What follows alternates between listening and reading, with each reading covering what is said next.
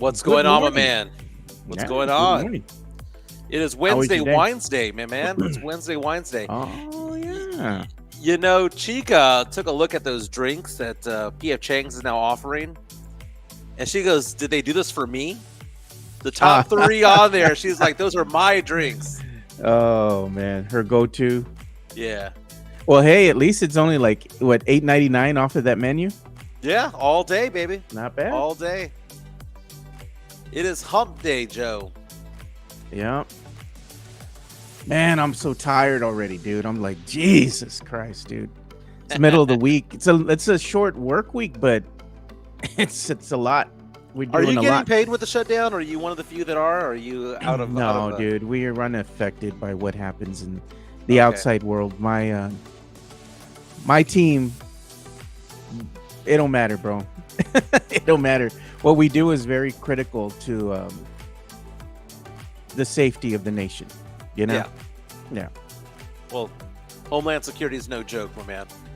Yeah. Got Elias in the house already, man. Yeah. Matt Gomez, good morning. Matt Gomez, how the F did y'all get backlash? Yeah, some people didn't like what we had to say. They didn't like the message. They didn't like the message. We just stirred the pot a little bit, I think, with the shirt and the message that it meant. I wonder what reaction it's going to get at the Frost Bank Center. Because I don't will wear know. it to the Frost Bank Center. I have, as No.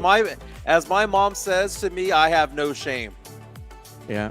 Me and Rick were talking about it. And we're probably going to wind up buying some shirts for some of the fans here. They go out to opening go. night. They want to wear them. We'll buy them. Let's get it going. Area 210, where the dreams don't fade. From the river walk nights to the Alamo shade, we rise together through the highs and the lows. Area 210, oh, it's the life that we chose. We are rising together on a Wednesday. My name is Mike Jimenez. That's Joe Garcia. And this is the Area 210 podcast powered by PF Chang's La Cantera. It is Wednesday, half off bottles of champagne, half off bottles of wine at PF Chang's. Go visit Sean over at the La Cantera location. It's going to be a good show. We do about an hour and a half of sports and pop culture. Joe, we faced a little bit of backlash yesterday because we had our new shirt reveal yesterday, the ones that say, Yeah. "Shut up, Gina," involving our efforts to encourage people to vote yes to Prop A and Prop B so that the Spurs could get their arena and keep the Spurs in San Antonio for another 30 plus years. That is the goal that we have here as Spurs fans. And it's funny, Joe, because we have a lot to get into. Spurs preseason action coming up. A lot of NFL talk about George Pickens because George Pickens did not realize has the same agent as Micah Parsons. Is that going to be a deal breaker when it comes to re-signing with the Cowboys? He's a free agent at the end of this year. We're going to get into a lot of sports topics, but Joe, got a little bit of backlash yesterday involving our shirt. Yeah, we did. And it's strange because I have absolutely no idea how this election November 4th is going to go. Yeah. The misinformation campaign by Gina Ortiz-Jones is getting traction. It's getting legs. I speak to a lot of people about Project Marvel, about the arena. Again, those are two separate topics, right? The arena is step one, phase one. Project Marvel's phase two. You have a lot of people who are still coming at us going, well, that money can go to other things. And the answer is no, it can't, right? We have other people who've reached out to me over the past week asking, is it so wrong for the Spurs to give up ownership of the team or a percentage of the team to the city of San Antonio? That these are things that Gina Ortiz is implanting in people. Talks about, well, this money can be directed to other places. Why don't we get ownership of the team and all of that different stuff? And it's such a big misinformation campaign because a couple of things. You and I have noted that the way that the budget works, whenever you work and you bring up tax dollars that are coming from tourists, hotel, motel tax, stuff like that, it is directed to events and projects like Project Marvel, not to the homeless. It's not to the veterans. It's not to anything other than something like Project Marvel or the arena. That's what those dollars are specifically designed for. And those match dollars by the state are only for those types of things as well. The other thing about ownership, I've had multiple people this week come up to me and say, well, Gina Ortiz-Jones says that the city of San Antonio should get ownership of the Spurs, like a percentage of the team. Yeah. Billionaires don't play that game. And the NBA may not even allow it, because if the Spurs do that, that would mean that every other team or every other city would ask for the same thing from their teams. The city of San Antonio and the Spurs are not going to open the floodgates for that type of thing to happen. I know the Green Bay Packers are owned by the city of Green Bay. That's a different entity. It's been like that for 50 years, right? Yep. So it's a misinformation campaign that Gina Ortiz-Jones is doing.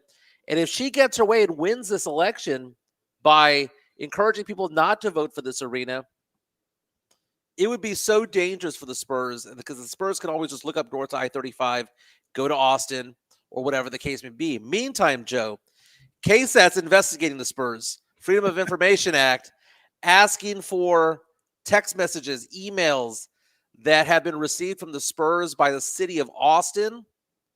We'll get into that a little bit. But Joe, how you doing this morning? I'm doing good. You know, it was funny to me because I was watching KSAT yesterday, because KSAT infamously likes to have Gina Ortiz-Jones on and her spreading her misinformation. She's on her misinformation campaign. And not only that, but KSAT does it, Cans 5 does it, WOAI does it. And, she comes out on various other social media outlets and whatnot, spreading the misinformation campaign over and over and over again. And even yesterday, people listened. You either liked it, you didn't. You didn't like the message of the shirt, you did, you didn't. It's fine. Either way, it stirs the pot. So if you have an opinion, you don't like the shirt, you hate it, you want to burn it, you want to step on it, that's fine. Go ahead and make sure you purchase it. And how do the people right to purchase do this, so. by the way? How do people purchase this particular shirt, Joe? Oh, they can go to our merch store, our online merch store. So we can go ahead and show that here. And basically, it's just the Alamo City, Podcast Network, sports and pop culture, website here that we have on Fourth Wall. And there you can see the website there, and you can see the shirt, the infamous shirt. Now it's up there for purchase, and it's selling. People are buying the shirts and stuff, so I'm happy with it. And it's just a message, if you believe it. If you don't, I mean, you're entitled to your own opinion. But if you want to go ahead and purchase your own, I'll go ahead and show the QR code here on screen. You can go ahead and scan that with your phone, and it'll take you straight to our Fourth Wall show.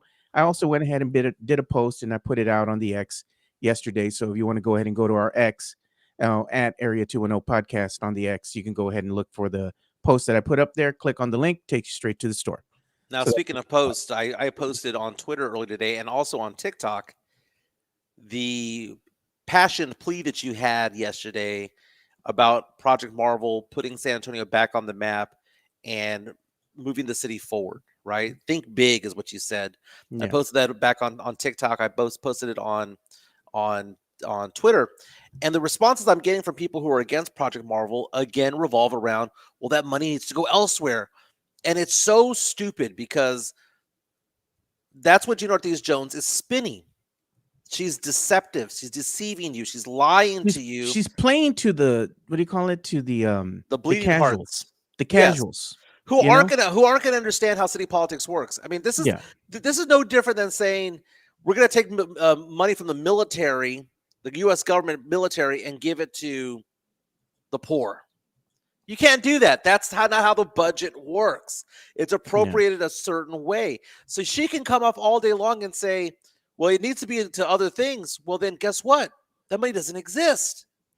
Hotel tourism taxes go to projects involving convention centers, conventions, or other entertainment venues. That's where the money goes. You can't direct it elsewhere. And then the whole revenue sharing thing. What's that? You know what she acts like? A mayor that has no experience in politics and running a city. And why? Because she has no experience. It's pretty obvious that she got shot down multiple times at city council. And I wonder why not one person of the media has called her out and said, you do realize that you're spreading misinformation, because none of that can happen. You do realize that no other major franchise has a revenue share with the owner of a major franchise. You do realize that doesn't exist, right? And that the NBA probably wouldn't allow it. The NBA would not allow it, because that would open the floodgates for what? The city of Los Angeles is to do that to the Clippers and to do that to the Lakers, right? Houston doing it to the Rockets, Dallas doing it to the Mavericks, Arlington doing it to the Cowboys. It would set a bad precedent, So it's not going to happen. So you have Gina Ortiz-Jones, who is the worst dressed mayor of all time that San Antonio's ever had, walking around just putting these nuggets of misinformation and bringing up these questions of, well, why? Yeah, we could divert this money towards other things. We can do a revenue share, and guess what? You can't. You can't. It'll never happen, Joe. It'll never happen. Now, meantime, KSAT, my old friend Dylan Collier, is doing a story on KSAT right now. Dylan Collier, he used to be a investigative journalist at KENS 5, now is an investigative journalist at KSAT. They ran this whole story, and you can read on KSAT12.com, and there's the headlines right there. Emails and texts reveal Spurs private outreach to Austin mayor in San Antonio funding as San Antonio funding vote looms. Okay, so I was expecting this huge dramatic thing about playing footsies with the city of Austin. I read this entire story from KSAT, Joe. It was all nothing. It was all nothing. A nothing burger? It was a nothing burger. Basically, over the past 3 years, so KSAT 12 used the Freedom of Information Act to request public communication. Those are emails, text messages from the Spurs organization to City of Austin politicians, Kirk Watson, their mayor, and their council members, right? All that KSAT revealed was over the last 3 or 4 years, the Spurs have invited Austin officials to dinners when the Spurs are playing in Austin, invited them to other parties, functions that the Spurs are doing that are known throughout the organization. There weren't these private events or whatnot. Now, there was one that was a dinner with Greg Popovich that was offered, right? Yeah. But it was to the lead up of them playing the I-35 series there in Austin, right? The 2 games the Spurs play a year over there in Austin. There was nothing there about relocation. There was nothing there about, hey, if this project fails, if this vote fails, we're going to hit you guys up. None of that came out in any of this investigative reporting that was provided. Do you know what was shown? That the Spurs were offering them tickets when they're at the Moody Center, that they were offering them tickets to the G League games to watch the Austin Spurs. That is all KSAT uncovered when it came to it all. But that's a story in itself, right? Because at least we know the Spurs aren't playing that much footsies with the city of Austin. So maybe that threat isn't as big as we all fear. KSAT's story goes on to tell us that it is very possible for this measure to fail at the ballot and still move forward somehow, some way in the future. Because, as they mentioned, the San Francisco Giants baseball team had 4 elections before it was voted yes. It got shot down 3 times. The 4th time it got approved. The Spurs, city of San Antonio, has already demolished Mayor Ron Nirenberg. Again, lawsuits for Historical Preservation Society involving the Institute of Texas Cultures. You had Mayor Ron Nirenberg looking like that, going, F that. We're just going to bulldoze that thing. And they did. All that area where the Spurs arena is going to be is already flattened. You know what Mayor Ron did? He listened to the people's tias and tios that they had out there. They don't come to San Antonio for the Spurs. They come for the tequila. You know, they come for the food and all this. And he said, F that. Bulldoze it to the ground. Yeah. You know, he said, just wipe it off the face of the earth. Nobody went there. Why are they crying over something that nobody went to? I bet you they didn't even go. It had probably been decades since they had set foot in there. And they're crying about an effing building. Cry me a damn river, man. It's an eyesore. The last time I saw the Institute of Texas Cultures was a dance recital 20 years ago. And it was outside the institute. It didn't even go inside, man. It was outside. It was a festival taking place on the grounds. That was the last time I went there. No one went there, dude. No one cared. No one cared about it all. No. And it's funny because I believe the arena is going to go through at some point, some way, somehow. Somehow, some way it's going to go through. But Gina Ortiz-Jones is the Pied Piper of poor people. She's the Pied Piper of misinformation. And you like you said, give me the way that you said that. It was almost as good as your Matt Lerner voice.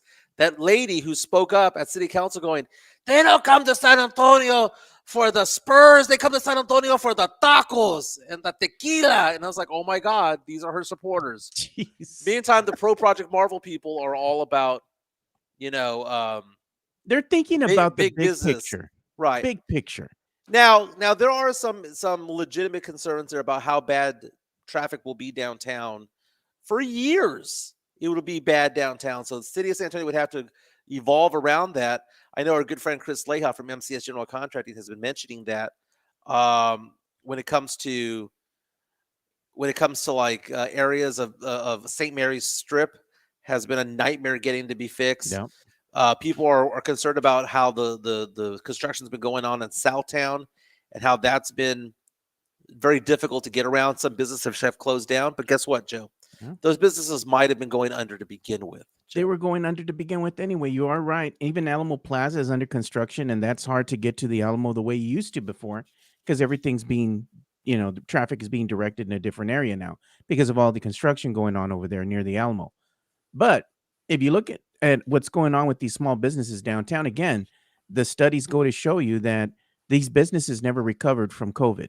And Mhm. everybody's like, well, if we do construction, these businesses are going to go under.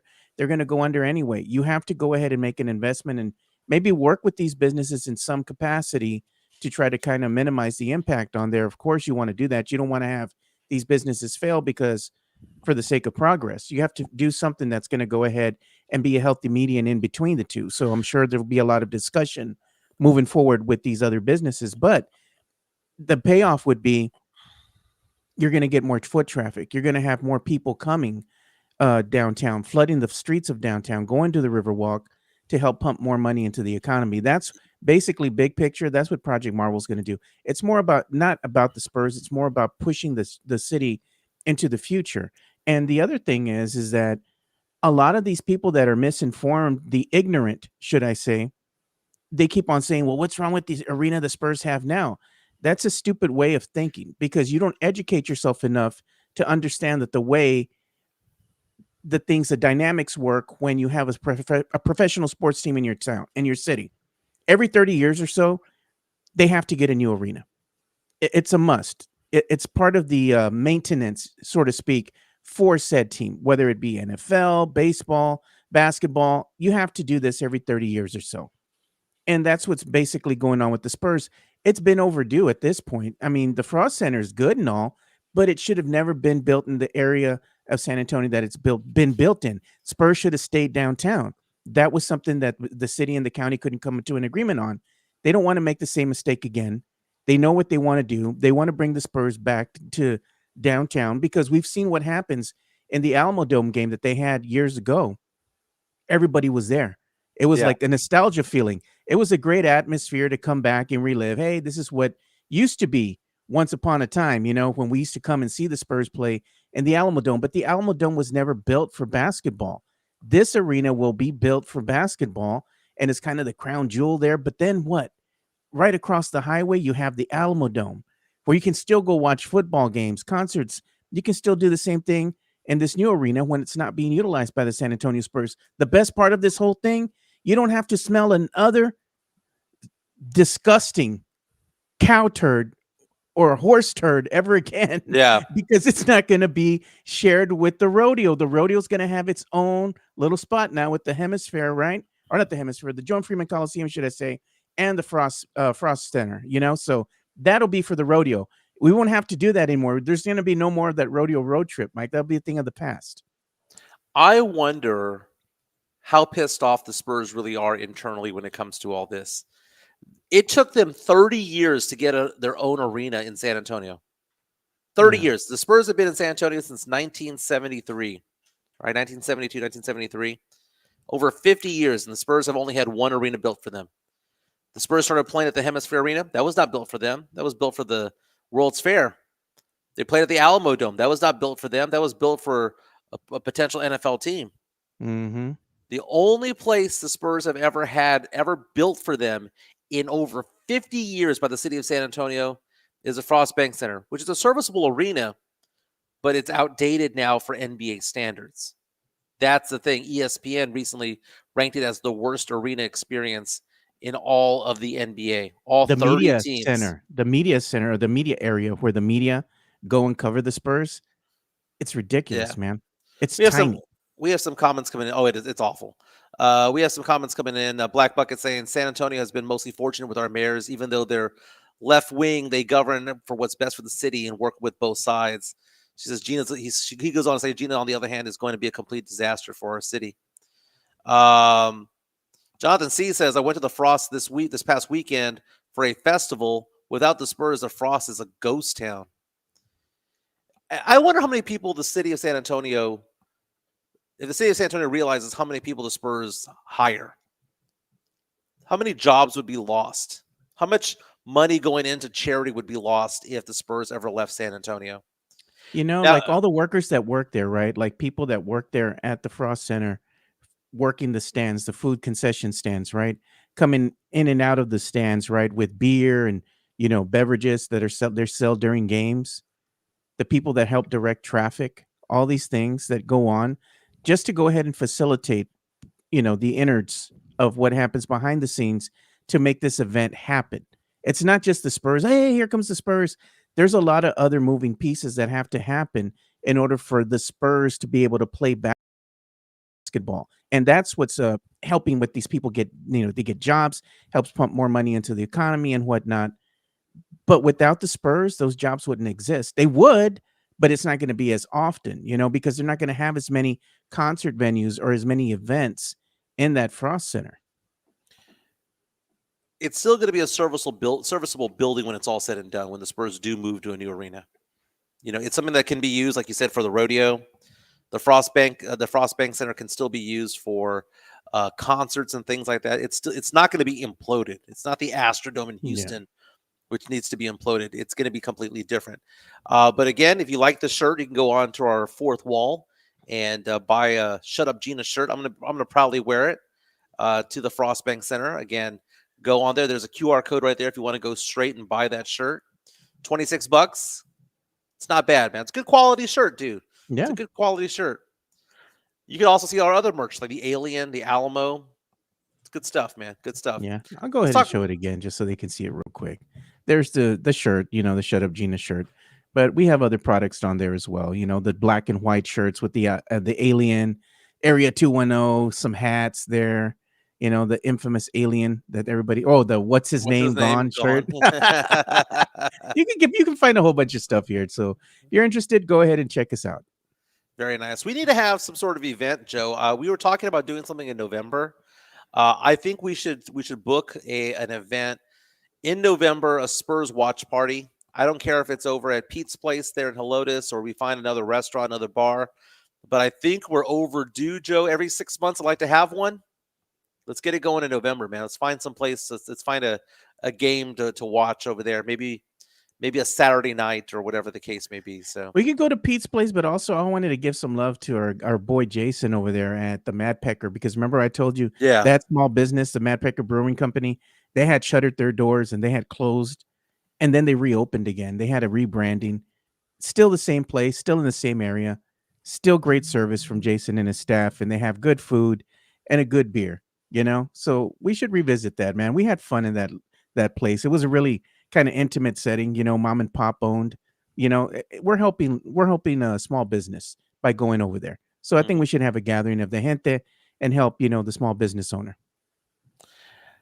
I like some of the comments, Joe, about the shirts. Somebody put down classy, right? Got to go. Was all pissed off about it, all Yeah. butthurt about it. But it is what it is, man. They're probably the guys and gals that don't vote, There was one that was a UTSA tailgater that was there, female, by the way, too. Come join us in lot B or whatever, we're going to be tailgating. Was just running her mouth, with nonsense. And I'm like, these are the type of people that go ahead and voice their discontent, but they don't even make it to the voting polls. They complain and they say a lot of stuff, but you know what? Make sure you have your voter registration card ready, because I sure enough do. I got mine right here next to me, ready to go, I think early voting begins the 20th, if I'm not mistaken. So that's Yeah. next week. The election going to be on November 4th. Joe, let's talk about the Spurs, the team itself. Okay, preseason. Is it wrong for me to want them to lose a game? Because it's like I'd be suspect if they went undefeated the entire preseason. Taking on the Pacers Friday night. Spurs 4-0 in preseason. Do we really want them to go 6-0, 7 or 5-0, 6-0 when it's all said and done, or do you want them to face some adversity? I'm worried that they're going to go into the regular season a little bit overconfident if they're undefeated in preseason. What do you think, Joe? Oh, come on, Mike. I mean, you want to have that momentum going going Yeah. into the regular season. I mean, what better way to go ahead and get that going and end it on a high note than to have the Spurs win again and beat the Pacers? They already beat them in a great game, that they played against them on the 13th. It was on a Monday, was Indigenous Peoples Day. So this Friday, they're going to play them again. It's going to be an early tip-off, 7 p.m., I believe, Eastern time. So it's about 6 o'clock our time. Just go for the clean sweep, man. Just go ahead and go 5-0, baby, 5-0, and get the Spurs fans excited about something. Hey, mira, this team's 5-0. They haven't been 5-0 in years. What's wrong with that, dude? It's Yeah. exciting. So I was on TikTok earlier today, and Boban Marjanovic was talking about Wemby. Did you catch this? Yeah, I saw that, dude. Boban, Did you put it up on your Twitter? I did not, but I'm looking for it right now. Boban's a huge man, right? He's a tall Yeah. dude, right? Boban is 7'4". You know what? I have it right here. I see it. It's on ESPN. Boban is 7'4", famously 7'4". And they asked him about Wemby's height, and he goes, "That dude ain't 7'4". He outright lying. So this is courtesy of ESPN. So Victor is just 21 years old and is. Sorry. Go ahead. This is courtesy of ESPN. So Victor is just 21 years old and his growth plates are still open. When he was a rookie, he was listed at a tiny 7'3". A couple years later, he's now listed as 7'5". And we've seen all types of measurements on Victor's true height. But Boban, you've met him. You've stood next to him. How tall are you officially? I'm officially 7'4". You're officially 7'4". 7'4", maybe something little bit, but. And Wemby, were you looking down at him or looking up at him? I was like, look like this, and I was like, no way. I know because on the paper I was taller. You saw 7'3". I'm 7'4", and I was looking at him. I was like, no way, I'm taller than him. That has to have not happened to you very many times in your life, because it just to happened be only 2 clear, times. I'm wearing about 5-inch heels right now. So if we don't need to show the get closer there. Just to be clear, if we're taking shoes off here, that's the height that we're talking about. There's only a few players where that is the case here, Brian. So look, he was listed at 7'3" as a rookie, but that was a lie. He was not 7'3". I believe he was actually about 7'5". He's now listed at 7'5". Boban, I think he might be approaching 7'7". Well, look, unofficially. I mean, listen, with the orthotics, you know what I'm saying, the 2-pass. Yeah, I can't listen to Perk, man. Perk's Okay. a dumbass. But it's interesting because they have shown these videos. It's like the Zapruder film, the JFK assassination, Yeah. where you have people who have known Wemby throughout the years that he's been with the Spurs, year 3 with the Spurs, where the person who took the photo with him, like on media day, is getting lower and lower and lower to his body. Yeah. Which means Wemby is growing. Dude, I've been watching these preseason games, Joe, and I know he's a tall dude. I know he came in at 7'2", 7'3". I get that. But I've been watching these games, Joe, thinking to myself, this dude's taller than what he was before. Even if it's 2 or 3 inches, Joe, for Brian Windhorst to say, no, that guy's really probably 7'7", we're talking about Manute Bol height, Sean Bradley height. We've never seen that before, and have the handles that he has, not the handles of Bol or of Sean Bradley, who didn't have any handles, right? Mark Wemby Eaton from back in the day with the Utah Jazz. Remember him? Yeah, big old bearded dude. It's none of that, not George Murazan or anything like that. Wemby can dribble the ball, has handles, can pass the ball. He looks taller, Joe. He looks scary tall. We saw that putback dunk on Harrison Barnes' missed free throw. You didn't even have to jump, dude. It was effortless. It reminds me of me playing back in the day with my kids when they had their little basket that was like 5 feet tall. You just gotta just dunk it in. Joe, I don't think that they're overhyping this. I think that he may actually be 7'6", 7'7", and that is a scary prospect for the NBA. It's also a scary prospect for his feet as well. Yeah, man. I mean, I think he might grow, like everybody predicted, hey, he's not going to stop growing because he's still young. He's going to have a growth spurt and whatnot. I think he's going through his growth spurt right now. I think this is probably going to be it for him. Hopefully he doesn't get any bigger than this. I mean, we don't want him to lose, that athleticism that he has, and his speed that he has for a man of his size. Big Yeah. men in the NBA that are notoriously over 7'4", like Boban, 7'5". They're not supposed to move like Wemby. Right. They're not supposed to do the things that Wemby can do out there on the court. It's his speed and athleticism that set him apart for a big man of that size and playing the position that he does. And who did we say that about in the past? David Robinson, when David Robinson was Yeah. 7'1", running like a He's an gazelle enigma. on breaks. It was crazy. JHNSB reaches out to us on our YouTube stream, which is powered by PF Chang's La Cantera, says, Wemby just needs to stop growing. It's dangerous at this point. Jesse A coming in with, he's a grower, not a shower. 7'10". Oh God. Well, it's interesting because watching the last preseason game against the Pacers, he had a couple of shots, Joe, and I'm old enough to remember this, Joe. I'm 48 years old, but when I was a kid, I remember watching Ralph Sampson play for the Houston Yeah. Rockets. Ralph Sampson, who I believe played for Virginia in college, if I'm not mistaken, one of the greatest college players of all time. He played well in the NBA, but then got hurt. He had a certain jump shot, Joe, that was very unique. It was unique because he was 7'3", and he shot at a particular angle, at a particular height point and release point. And it was the first time I had seen that ever before. Just on Thursday, I was like, man, that's Ralph Sampson. So it's funny when you watch Wemby play, because you try to pigeonhole him. Is he Kevin Durant? Well, he's not Kevin Durant because Kevin Durant's 7 foot. He's 7'6", 7'7". Is he this player? Is he that player?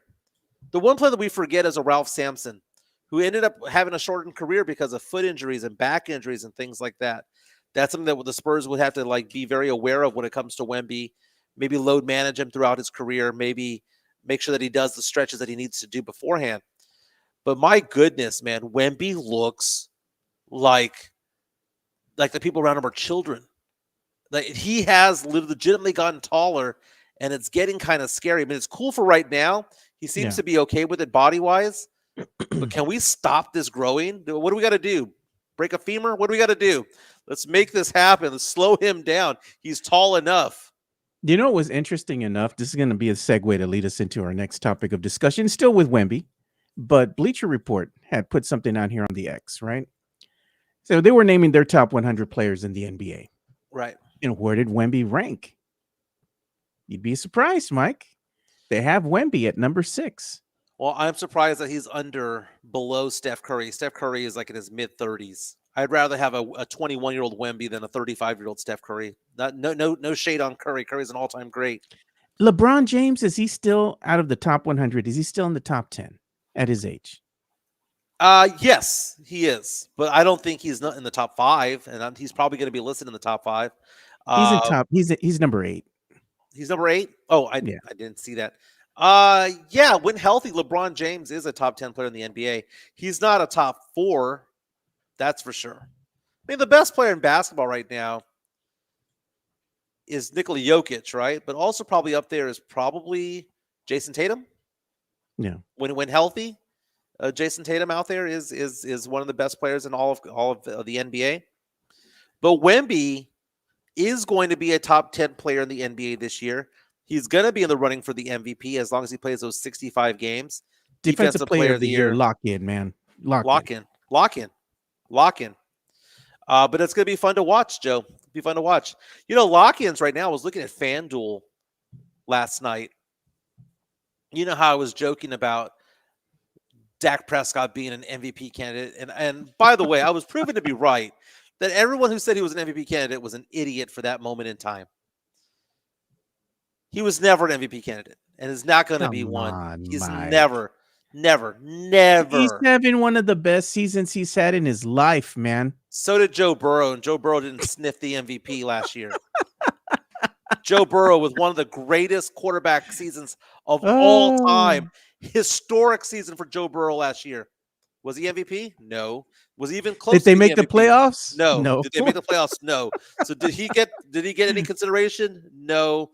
This was all nonsense because if Joe Burrow can't win the MVP with those stats, I'm looking at his stats from last year. Joe Burrow, 4,900 yards passed, 43 touchdowns, 9 interceptions, a 109 QB rating, one of the all-time great seasons of all time, did not sniff being MVP. But that being said, I was going through all like the different awards that are there. He is actually the odds-on favorite to win Comeback Player of the Year. Would you be okay with that, Joe, as a consolation prize? NFL Comeback Player of the Year, Dak Prescott. Most improved player of the year, Dak Prescott. Well, I mean, I comeback player, guess. coming back from Comeback. injury. But basically, that's what it is. I mean, I wouldn't be mad at it. He's been having a great season, Mike. And you know what? Dak is carrying the team despite the horrendous defense that they have out there. Right. I mean, that secondary is pure garbage, man. It is. It's But offensively, the Cowboys have been clicking on all cylinders, even though They CeeDee have. Lamb has been gone. Without CD. I was today's years old when I learned that George Pickens's agent is the same agent that represents Micah Parsons. It's trouble in paradise there. Maybe that's why Jerry said he's only going to be here 1 year, and then what's his name? Gone. I mean, that's funny, dude. That's outstanding. We have a sound from Jerry Jones on my Twitter account. He was asked by John Machota of The Athletic about George Pickens, and Jerry talked about several topics. First of all, he was talking about the defense, that he has faith in the defensive coordinator, and that he's going to believe in them. That they have other players that maybe they just have to flip them around to different spots or whatever the case may be. But on the offensive side of the ball, when asked about George Pickens, hear what he has to say about whether or not he's exceeded expectations or not, and whether or not the Cowboys are going to move forward with any type of extension with him. Extension conversations with him right now? Well, again, I don't want to sit here and, as you know, that even has the competition to it in its very aspect of it. He is doing more than we could have, than we did expect, or that we could have expected. And what's really special is he's a real plus to have around the team. He's a real plus around his teammates. He's a great plus around those coaches. And those coaches really think highly of him. And so he's not only doing it on the field, he's doing it as a part of the team concept. That's very important, and in his particular case should be noted. But we'll weigh that. We knew full well that if things really went like we want them to go, that certainly we need to think about having some room available if we're going to pay a second receiver at that level. So what? Jerry's willing to give up his egg McMuffin every morning to get Pickens? I mean, that's a lot of money to go for the receiving core. By the way, man. Which, by the way, happy belated birthday to Jerry Jones, who turned 83 years old on Monday. No one seemed to remember that, but he turned 83 on Monday. The Reaper's knocking on the door. Still the GM, right? But it sounds to me like he's open to it, but I don't think they understand the ability of doing that, because George Pickens having a monster year. When CeeDee Lamb got hurt, George Pickens' value went up, and there are going to be other teams out there who are going to look at this guy and go, that's a wide receiver 1 out there. We'd like to get him, because he's not going to get franchise tagged, right? He is somebody who's going to be on the open market.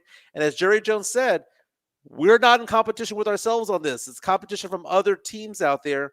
And if another team offers $30 million, is Jerry Jones really going to pay 2 receivers $65 million and a quarterback $60 million? Have 2 receivers and a quarterback making $125, which is essentially more than half the salary cap. I don't see it happening. Being asked of you, Mike. Yes. By Sam Salinas. He says, Mike, seriously answer the question. Why are you going to disqualify Dak's performance because of the record that is solely on the defense? Because historically, that's what happens. There have been 2 players in NFL history who have won MVP that did not make the playoffs: Johnny Unitas and O.J. Simpson. And O.J. Simpson was back in 1973. I'm 48 years old. I was -4 years old when that happened. Okay, it happened 4 years before I was born. It was before disco.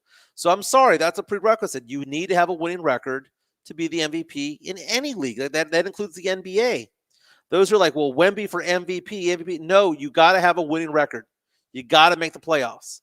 And I understand that they have a historically bad defense. They have a defense that is the third worst defense historically that the Cowboys have ever had when it comes to points per game given up.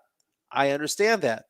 But let's not sit here and think that Dak Prescott is playing the best quarterback play of anybody in the NFL. No, he's not. Is he playing a top 10 level? Yes. Top 5 level? Sure. But is he even the best quarterback in the NFL right now? No. Stop it with that, dude. And you know why he puts up so many points, so many yards? Because the defense is doing the same thing. You have the good quarterbacks out there, like the teams that are they're 4-1 or 5-1, 4-2. The Bills with Josh Allen, or you have Daniel Jones, or you have Baker Mayfield. Guess what they do in the fourth quarter, Joe? They stop passing the ball. Why? Because they already have a lead, and they're preserving the lead. They're running the ball, victory formation, Just eat the clock, all that. man. Eat the clock at that point. Eat that clock. The Cowboys are in track meets, which heavily inflates Dak's stats. It's fun to see, but guess what, Joe? He's having to play all 60 minutes of the game at full speed, whereas all the other good quarterbacks of the 5-1 records, 4-2 records, they play 3 quarters and then they shut it down because they already have a lead. Preserve the lead. The MVP right now, Joe, is Baker Mayfield. Yeah. And I know that Vegas odds right now are saying that it's Patrick Mahomes because they're playing better and they're projecting that he'll be the person who should win it, right? They have him at the Chiefs are 3-3. But if the season ended right now, you said body of work is this 6 or 7 games.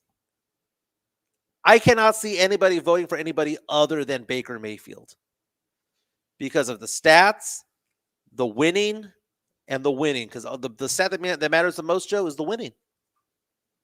Tony Nallis reaches out to us in our chat, powered by PF Chang's La Cantera, and says, Baker Mayfield is my Sancha quarterback. Elias saying Baker is MVP. Speaking of Elias, by the way, you have to check out his podcast. I almost cried this morning listening to it. Not me and my tears at 6:45 in the morning, listening to his podcast. It was the first. What's that podcast called? The coin flip. The coin flip, That's what right? he calls it. Yeah. And now we know Elias as Sith. You know that's his persona, right? But he had a podcast yesterday, and it's going to be more involving other things, right? But he had one where it was basically his testimony involving the passing of his mother a decade ago, and then him becoming a father and all that stuff. It's 42 minutes. Like that GIF says, Joe, cinema. It was the perfect podcast for 42 minutes. Go check it out. Elias, I am proud of you, man. That was excellent. That was riveting.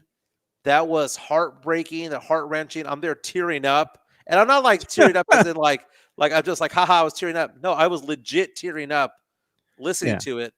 Life's a Coin Flip is the first one by Elias. Coin flip. Yep. Go check it out, man. It was amazing. And one thing that I will say, though, about it is, and this is from a personal level here, we all have our ups and downs in life. And I know I joke around a lot about San Antonio being a poor town and all that stuff. And I say various things. But I say various things because I want people to uplift themselves. Yeah. Honestly, I want everyone to be the best version of themselves. Yeah. Right? And sometimes it takes heartache. And sometimes we get weighed down by grief. We get weighed down by emotion. We get weighed down by regret. We get weighed down by bad thoughts in our heads. And that's what I wanted to talk about as my reaction to Elias's thing, is that a lot of times, whether you consider it the devil, whether you consider it to be something spiritual or whatnot, we get head garbage, trash in our head trash. And it's one of those things where it weighs us down, like what could have been, what should have been, what we could have done differently, and all that stuff. You can't change the past. You can only Nope. learn from the past. And I look at my life right now with Chica. 2 years ago, you saw how down the dumps I was, right? Yep. And now I've never been happier. I've never been happier in the love aspect of my life. And it's interesting because regret is something that you can't change. You can't change past actions. You can only learn from them and build from them.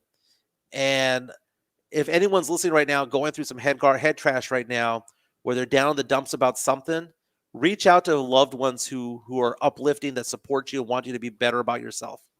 Elias, I'm proud of you, man. You did a fantastic job with your podcast. You did a podcast by yourself. When Joe's not on the show, I don't do a podcast. You know why? Because I don't feel like I'm capable of doing a podcast by myself. I used to do radio shows by myself, and it was the most frightening experience of all time, even though we had commercials every 10 minutes. Fantastic job.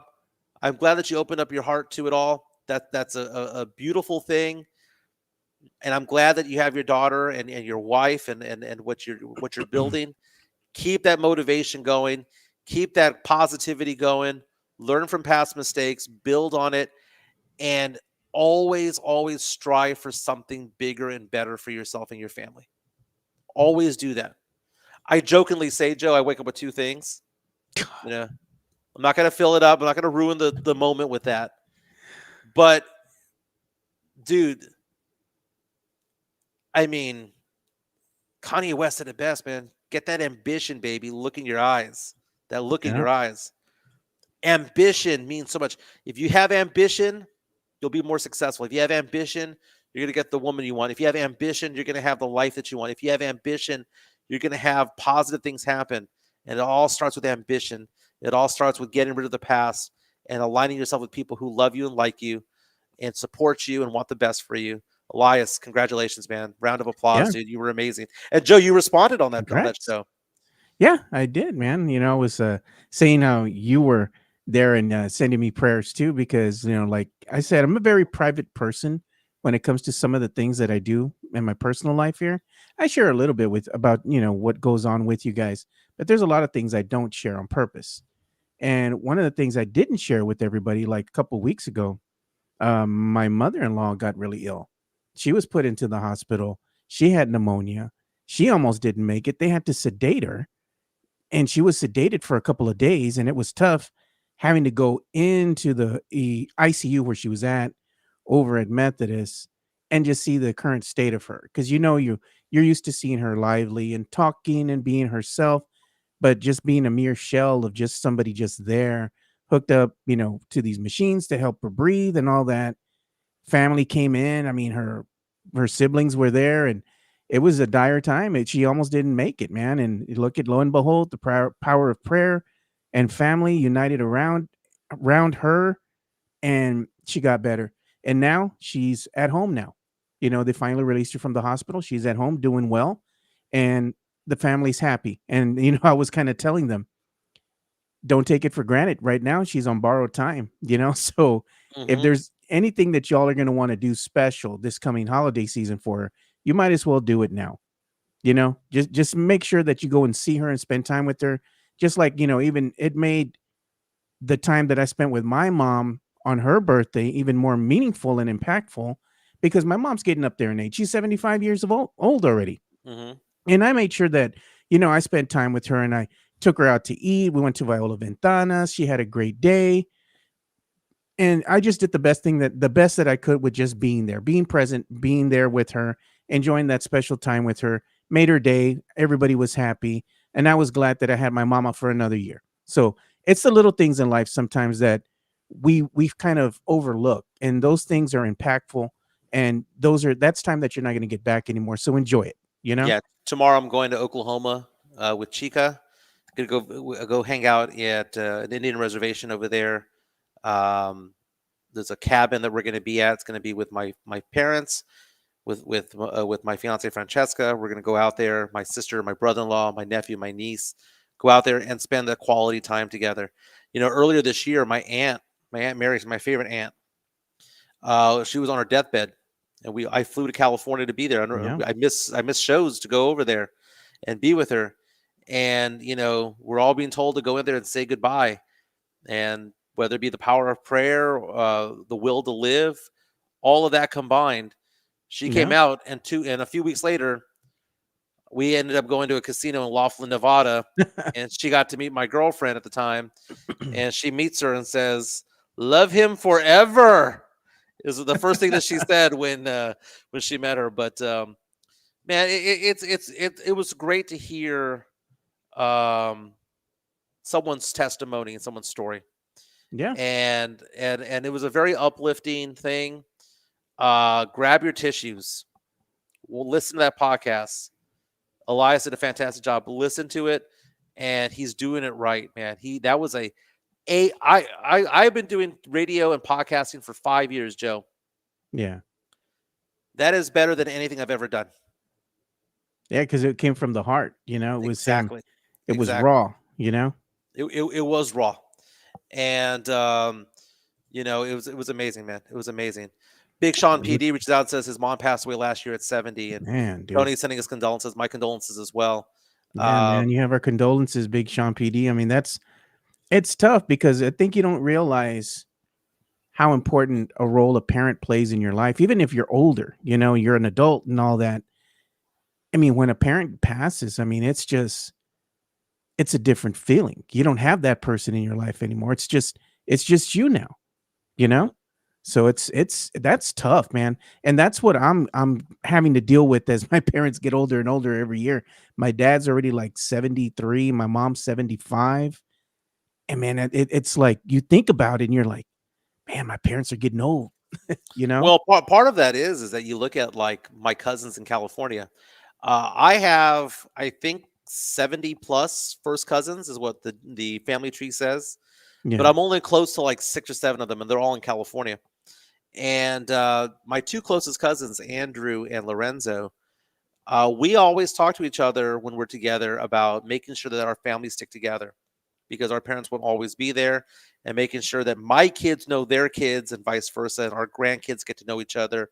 And we keep the tradition alive because we go to California and they come to San Antonio pretty frequently, regularly enough that we get to have that relationship with them.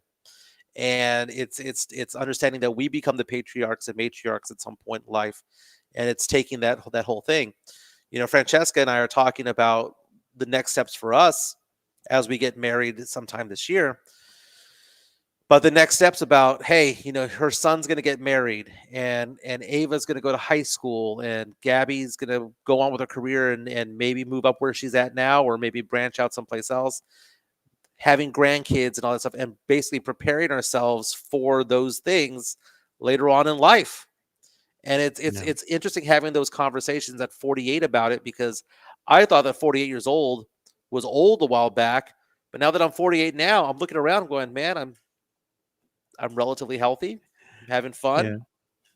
I'm enjoying life, I make a good living. And and that good living was because I worked 20 years on my practice. I've been in business for 19 years, Joe.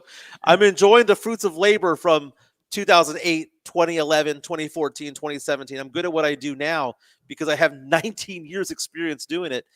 Give me a call, 210-508-0369, 210-508-0369. I cannot tell you how good this podcast has been to my business. I don't say who I'm talking with or working with or whatnot, but let's just say I get a lot of phone calls and messages from people wanting to do business, and I'm so grateful and thankful. 210-508-0369. And then they meet me, Joe, and they realize that I'm a different person when I'm actually working because I'm a professional. I'm not saying shut up, Gina, in the middle of a meeting. But very cool. Let's give some love to P.F. Chang's La Cantera. By the way, when we come back from this commercial break, P.F. Chang's La Cantera has brand new drink specials all day, every day, and they are Chica approved. Chica approved these drinks. We'll get onto it on the other side. This is P.F. Chang's La Cantera. Go say hi to Sean. P.F. Chang's La Cantera, San Antonio's premier destination for dinner, date night, or happy hour. Enjoy one of their signature dishes, such as the Singapore street noodles, sesame chicken, or Chang's spicy chicken, or their infamous Chang's chicken lettuce wraps. which are delicious, by the way. You can enjoy all this while you're dining in an Asian-inspired atmosphere. And make sure to enjoy the new outdoor patio and try some of P.F. Chang's signature cocktails and drinks during happy hour, Monday through Friday from 3 to 6 p.m. P.F. Chang's La Cantera is a proud sponsor of the Area 210 podcast. And if you're not into Chinese food, but you're into alcohol, go visit the bar over there, P.F. Chang's La Cantera. They have a nice setup over there. Then they have the outdoor area as well. 8 new drinks, Joe. I know it's Wednesday, Wines Day, half off bottles of champagne and wine today, all day long, every Wednesday at P.F. Chang's La Cantera. But 8 new drinks, Joe, all going for $8.99. It's called the $8.99 Lucky 8 Cocktail Collection. Blood orange margaritas, which are made with Reposado tequila, orange curacao, blood orange lime, black lava sea salt on the rim. There's a Pertini, which is with Japanese vodka. Chica likes these 3, by the way, right here. The Lychee Martini, just 280 calories. Lychee, pure cane, lime, with Tito's vodka, Joe. They have the new Tokyo Mule, the new Lemon Drop Martini, both made with Wheatley vodka. The new Crimson Tiger, Long Island, Joe. Oh, my goodness. We're talking about Bacardi Rum, New Amsterdam Gin, Luna Azul Tequila, and Wheatley Vodka. Joe, that's 4 liquors, man, for $8.99. Wow. The Golden Buddha Mai Tai, which is made with orange curacao, some rum, and Chinese 5-spice, some lime. And then the Jade Margarita, which is like a normal house margarita, all $8.99. Chica saw this menu, was like, yes. So if date night, P.F. Chang's La Cantera. Who, by the way, Joe, there was a Spurs sighting at P.F. Chang's La Cantera a couple of days ago. It was, man. I remember Sean. He said that him and Champagne were talking trash about you, Mike. Julian Champagne was in the house. So think about all the people who've gone to P.F. Chang's La Cantera. Julian Champagne was there. We had Goldberg was there. You know, that's how we got in contact with him. It was pretty badass. So fantastic, man. Fantastic. That's funny, dude. You know what else is funny, too, that I was thinking about it? Our good friend Puro, Marco Carlos, man, of the SA Current right here. He was saying, he retweeted our post about the t-shirt, and he puts a friendly reminder: you cannot wear the Shut Up Gina shirts to the polls on November 4th. You'll be asked to leave. Make me. Oh, we need to get Michael Carlos back on the show. I want to talk with him a little bit about, as we get closer and closer to the November 4th voting date here. What does he think about the shirt? But more importantly, what does he think about, what's going to happen with Project Marvel? Is it going to go ahead and get passed? Does he think it's not? What is the consensus? What's he feeling? Mm-hmm. Yeah, I want to get Carlos back on just so we call him Puro. But no, it's funny. We did get a little bit of backlash, but it wasn't a great amount of backlash. I think people thought it was funny for the most part. Yeah. Real fast, if you are on TikTok, I'm sure you are because everybody is. I'm starting to post more and more videos on there from our show just to get some traction on there. Area 210 was already taken, by the way. So I think you took that one as your handle. So I have it under Alamo City Sportscasts. That's my handle. I'll be putting some TikToks on there of our show, and we had 700 views yesterday of one of them. So just get some traction on there, Joe. Get some traction. Yeah, usually when we don't really talk a lot about politics, but this Project Marvel has been different. And that's what we've talked about. And everybody has various opinions about it, whether good, bad, you don't agree with this, you would disagree. It's great to have that dynamic here and be able to have this platform to talk about it, whether you agree or disagree with this. Either way, it's a good topic of discussion. But we do have some other things we got to talk about here. And one of those things being Tim Duncan has released his documentary. Well, his brother has. His producer, director here, Scott Duncan, his brother, released a new trailer, and it's called The Boy from St. Croix. And that'll be coming out here shortly. And I'll go ahead and play the trailer for everybody so they can go ahead and see it. And then we'll talk about it. We'll discuss. See Tim run, see Tim jam. Duncan cannot be stopped. Champions of the world, champions players in the world, baby.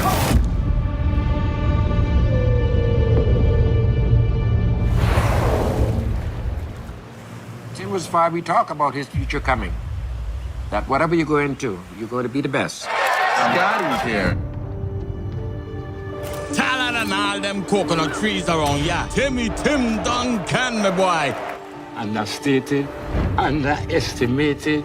That describes Tim Duncan and it describes St. Croix. It is not an accident that TD became who he was. Three-point shot, quick. Had a thirst to learn like no other. First there, last one to leave. I was okay with hurting a little bit. Know how to push through that. He wanted to know how people's minds work. Be ready at the last second. I might come right back to you. His basketball IQ was off the charts. NBA Rookie of the Year. Didn't do anything flashy, but he could beat you every time. Better part of this family used the slogan, good, better, best. Never let it rest till your good is better and your better is your best. There's always another step, another goal. NBA championship. I don't know many people who are stronger mentally than Tim Duncan. The loss at an early age. Were you able to compartmentalize, knowing that some things were going on at home? He wasn't trying to prove anything. He was trying to play the game. The Admiral ship is coming in. We were a good team when Tim came. Timmy made us a great team. It's never stopped being home. He was emblematic of us. To be able to stand in the middle of court and absorb all that energy, what you get from that cannot be replicated.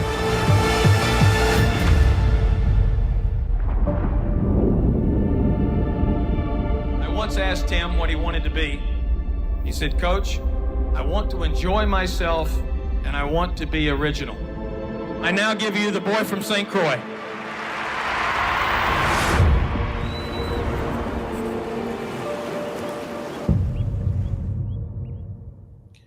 Wow. Jesus. It looks good, dude. Oh, your audio kind of fell off there, Joe. There you go. I'm back. That is remarkable. Now, do we know where this is going to air? I mean, I know it's going to be at festivals and whatnot, the Austin Film Festival and things like that. But is it going to be on Netflix? Is it going to be on Amazon Prime? Think about how this could how this could elevate the stature of Tim Duncan, because Tim Duncan has always been considered to be what? The boring athlete, the boring superstar. And if you get to see video of him working out, the struggles that he had, and to learn more about his story, the lore behind the legend that is Tim Duncan, maybe he'll be embraced in a different way, maybe remembered in a different way by the casual NBA fan. We all love him in San Antonio. We all love him in South Texas. And maybe the rest of the world will appreciate him even more. Possibly, hopefully. Amazing. Yeah, and that's not. I mean, that gave me chills, Joe. That was good stuff. And that's done by his brother. His brother's an accomplished filmmaker. You know, so good stuff, man. I know that it was shown at the Austin. This is going to be shown at the Austin Film Festival, and that's going to be taking place October 23rd through the 30th, and that's where they're going to show it. But they showed the trailer right now. Now, where is it going to wind up as it, goes away from the Austin Film Festival? I don't know, because they haven't really said much about it, but I'm sure they'll release more and more details of where you can possibly be able to stream it, Mm-hmm. Yeah, we need to find out if that's a very accessible place, like a Netflix or whatever. Netflix had that Dallas Cowboys hand job that they gave Jerry Jones earlier this year. That was Speaking of Cowboy, that was a terrible. The Gambler? Show. Whatever came out earlier this year was awful. Oh my, no. It was bad, dude. It was a complete bro. It was a complete tugging of Jerry Jones is all that was, man. All right, what do we got, Joe? What's the toughest schedules rest of the season? Toughest schedules rest of the season, and guess who shows up at number 1 on the list, Mike? Your Cowboys. Dallas Cowboys. How about them Cowboys with the toughest schedule? Yeah, you deserve that. You deserve that. How about them Cowboys? They have games against the Kansas City Chiefs. They have games against the Detroit Lions, the Baltimore Ravens, the Eagles, the Commanders. There's a lot of games up ahead for the Cowboys. They have the Vikings, in fact, on the schedule as well. They have Jackson Dart coming in to play against the Cowboys. It's a tough schedule for the Cowboys the rest of the way, and they have to go 8-3 to have any chance of making the playoffs because you need at least 10 wins. What do you think about this, Mike? Look who's on the list as well. You have the Cowboys. Of course, you have the Vikings. But in the NFC East, it's the Cowboys, the Giants, the Commanders, the Eagles. The Eagles aren't looking like the team they once were, Mike. It looks like they might be in a little bit of trouble. Giants might be on the come up.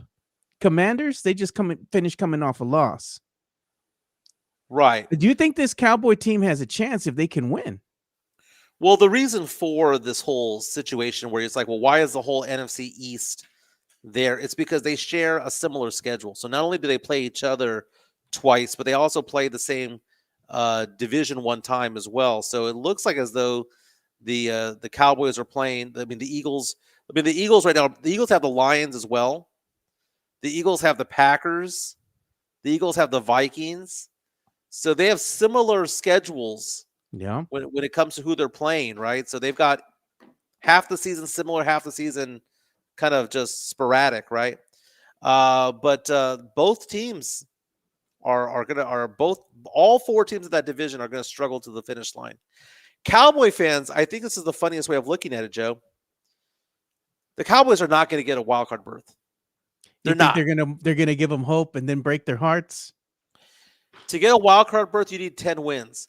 What they're hoping and praying for is for the Eagles to falter even more and say, okay, we'll just keep an eye on the Eagles. We're 2 games behind them. Let's catch up to the Eagles and have that as their chance of making the playoffs. The Commanders losing on Monday Night Football to a Bears team that they had basically already in the bag to win that game, fumbling the ball with 2 minutes to go in the game on a wet field. Bears getting the ball, bringing it down the field, kicking a game-winning field goal. The Commanders should be 4-2 and tied for first place, but they lost that game. The Eagles lost this week. The Cowboys lost on an opportunity to gain on all 2 of those teams. Didn't happen.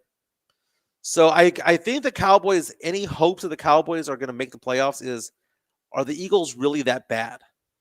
They're 4-2. They really should be 3-3 or 2-4.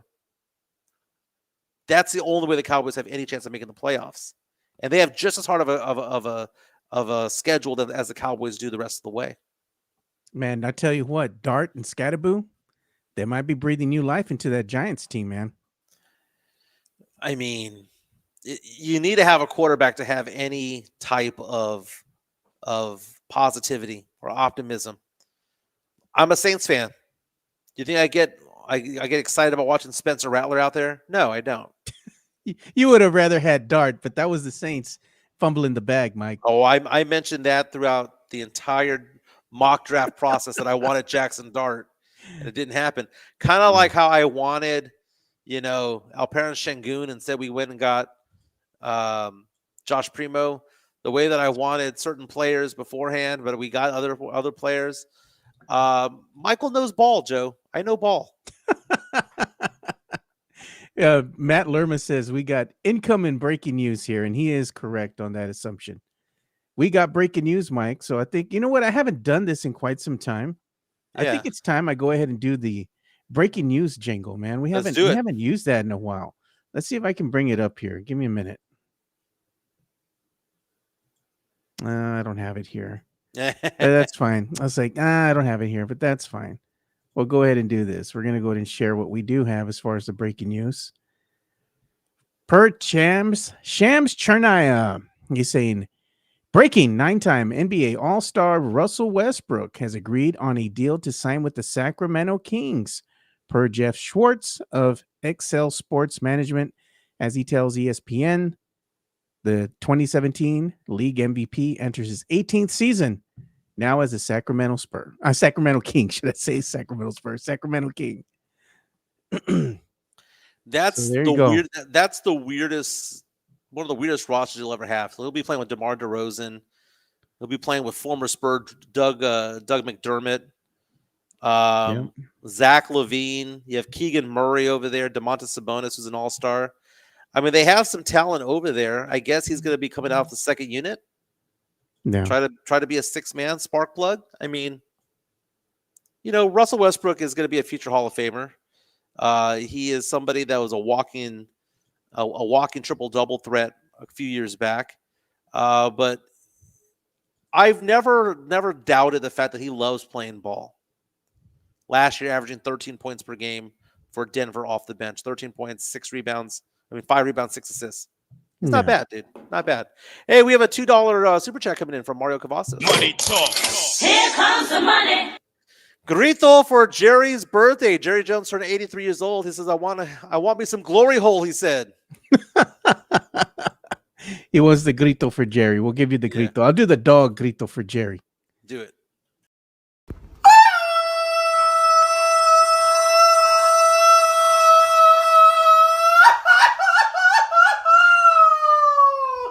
¡Viva México, cabrones! And there you go with that. But we also had something here that was being shared with through the media share that we have here. I think this is Matt Gomez here sharing this with us. And they were just basically saying that it's match day. And today, the San Antonio FC needs to go ahead and win this game in order to go ahead and be in that playoff contention here.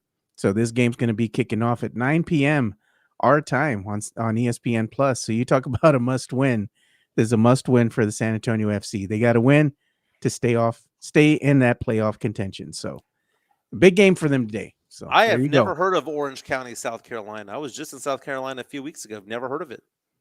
Yeah, well, now you have. Interesting. Good luck to San Antonio FC.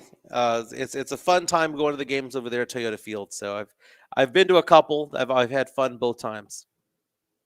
Sacramento's a nice place. It's just it's like a small town feel, like San Antonio. Tony Nalla says Michael doesn't care about soccer. I care if I'm there, and I will man up and cheer that one day that I'm there. But I don't look for the box score to watch San Antonio FC. Although I did find it funny. Remember when San Antonio FC won its chip a while back, a couple years ago? Was it last year or 2 years ago or last summer? I went out of the country to Jamaica, and somebody flagged me down and says, "Oh, you're from San Antonio? San Antonio FC? They have a good team." And I'm there going, "You're telling me this from Jamaica?" I found that to be interesting. Hey, we do have some news here too as well. We're about a week away from the NBA opening season. Yeah. And the Spurs are going to be doing something here for the fan base. They do this about every year. So they're going to have the Spurs season tip-off event. It's going to be happening on October the 19th on a Sunday from 1:30 to about 3:30 p.m. at the Frost Center here at the Rocket. It's sponsored by the Frost Bank, but it's going to be at the Rocket La Cantera. So you can go ahead and check that out if you'd like. That's happening again on the 19th. So this is a slew of events that they have leading up to, the NBA season kicking off here. So if you want to go ahead and partake, there's the schedule, man. You can go ahead and check this out too on the Spurs official X handle here, which is @Spurs. Joe, I don't know if this is breaking news or not, but I'm reading an article on mysa.com. Remember the strip club All-Stars? I remember that. Talking about the sign, or what we doing about the building? The building itself is reopening, Joe. Wow. It is being reopened as a bakery. Oh. According to mysa.com, the end of All-Stars was when it closed down in early 2024 after 2024 after 30 years of the adult-oriented business. It was an empty building for more than a year, but according to county records, God, how do you pronounce this? El Bolillo Panaderia has acquired the former strip club building, and it'll soon be making pastries out of that building, Joe. I will not. No more champagne rooms. It is now a Mexican bakery. I don't care, bro. Like, there's some buildings that just need to be like, you have to treat them like if they were cooking meth in there, like you would like on a hotel room or a house. that they confiscated because they were cooking meth in there. You ain't never gonna clean that, bro. You just bulldoze the whole damn thing and build something new. You know, like come on, man. Like who's gonna want to go there and be like, oh yeah, this is a bakery. I want to go ahead and get some, some pan dulce, bro. No, man. No. I know Apparently damn that well you ain't gonna be going there. If you told Chica what it was, and she's out there trying to get a concha, she's gonna throw that in the garbage, Mike. Yeah, they used to serve other types of cake over here back in the day. So the bakery was founded in Houston back in 1998. Has several in the San Antonio area, and they refer to themselves as the Bucky's of Panaderias. Again, All Stars lives again. Look at that. Is there a cover for this bakery? Does the bakery have a champagne room? Jeez, man. You know it'd be funny, dude, if they had the logo. I can already see the logo there. Mario's coming out with "I love pie." Come on, man. I can already see the logo. I'm envisioning it, Mike. Yeah. And it's gonna be some gal with the big derriere, and then on the cheeks they're gonna have the Conchas. the conchas, bro. Jesse A, man, throwing it way back, saying, "Let me get my no fear hat, and I'll check it out and report back." Oh God. Harken back to your old days undercover, Mike. Undercover at KSAT 12, man. Yeah. Although I don't know if we did it at all. Was it all? No, we didn't do it. No, it was at Acapulco Fantasy. Acapulco Fantasy, the one off of Industrial Way. And remember that? Road. Yeah. Yep. That's where you went undercover. They still use that video to this day, dude. I saw it the other time. I was like, "Hey, that's Mike's video." And this is just a schedule of games that you're going to be able to watch the game. Should I say the schedule where you're going to be able to watch the games on? How many subscriptions do I need here, man? I need Peacock. Man. I need ESPN. I need Prime. I need I need FanDuel. You also need FanDuel. Yeah. So look at this: 2026 to 26 NBA season watch guide. So this is what's going to happen. NBA season kicks off. You're going to be able to see the games on ABC, NBC, and the Peacock, right? And then on Wednesday, they're going to be able to see it on ESPN. Thursday, how is that going to work now with Thursday Night Football? They're going to show Thursday Night Football and NBA. That'd be cool if they had like a picture-in-picture thing, right? Right. So you can go ahead and watch that on Prime. But you're going to have ABC, the Peacock Network, and you can be able to see it on NBC and Peacock Network, ESPN, Prime, and then, of course, your over-the-air antenna with ABC. And then over-the-air antenna. And the thing is, too, like you're going to need to have a subscription to FanDuel, because I've seen some of the Spurs fans already complaining that they're not able to watch the Spurs preseason games when they have the NBA League Pass, because those are being blocked out. Right. They're only available for you if you're here local, and they come out on that channel, the CW 4.2 here digital and San Antonio. So if you don't have like a regular over the air HD antenna, you're out of luck, man, because you can't even stream it on that particular channel's website because of the streaming licenses. It's weird, dude. I mean, at the end of the day, just do your best. What does the commissioner say? Make more money if you can't afford it. Watch the highlights. Dude, the fact that he said that a couple months ago was wild. We're a highlight-driven team. Just watch the highlights on YouTube. That's funny, dude. That he just basically called the people poor. You can't afford to watch the highlights. Everyone's still talking about how All Stars is now a Mexican bakery. Alex coming out and saying different kind of pan coming out of there. Oh God! Everybody harken back to Giorgio's. Oh God, man! The cochinos are gonna go down there and they'll be like, "Hey, remember her name, Candy or whatever, on stage 3, bro? I remember right around here where I had my lap dance."